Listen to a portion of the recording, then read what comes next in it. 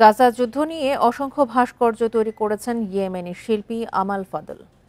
এসব ভাস্কর্য উঠে এসেছে উপত্যকার গণহত্যা, বাস্তুচ্যুতি ও অনাহারে থাকা ফিলিস্তিনিদের চিত্র।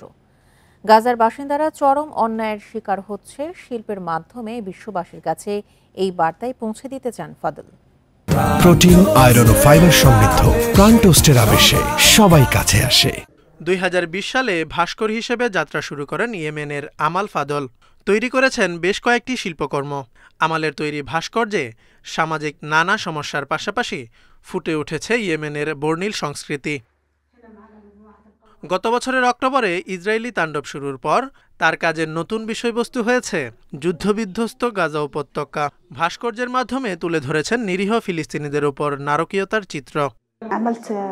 গাজায় ফিলিস্তিনিদের সাথে যা ঘটছে তা ইয়েমেনি এবং আরব দেশগুলোর প্রতিটি মানুষকে প্রভাবিত করছে। এই গণহত্যা, বাস্তুচ্যুতি ও অনাহার কোনোভাবেই মেনে নেওয়া যায় না। একজন শিল্পী হিসেবে এই বর্বরতা আমাকেও প্রভাবিত করেছে। গাজার বাসিন্দারা চরম অন্যায়ের শিকার হচ্ছে। শিল্পের মাধ্যমে বিশ্ববাসীর কাছে এই বার্তা পৌঁছে দিতে চান ফাদল। গাজায় তাণ্ডব শুরুর প্রথম 3 মাস আমি এই ভাস্কর্যগুলো নিয়ে কাজ করি, যারা প্রতিনিয়ত ইসরায়েলি হামলার শিকার হচ্ছে, যাদের ঘরবাড়ি গুঁড়িয়ে দেয়া হয়েছে, যারা প্রাণ বাঁচাতে দিক বিদিক ছুটছে। এখানকার প্রতিটি চরিত্র নির্যাতিত সেসব ফিলিস্তিনিদের প্রতিনিধিত্ব করে। অবরুদ্ধ গাজায় অবিলম্বে যুদ্ধবিরতি চান ইয়েমেনি এই শিল্পী। আন্তর্জাতিক মহল থেকেও এই সংক্রান্ত দাবি উঠছে, কিন্তু কার্যকর পদক্ষেপ নিচ্ছে না কেউই।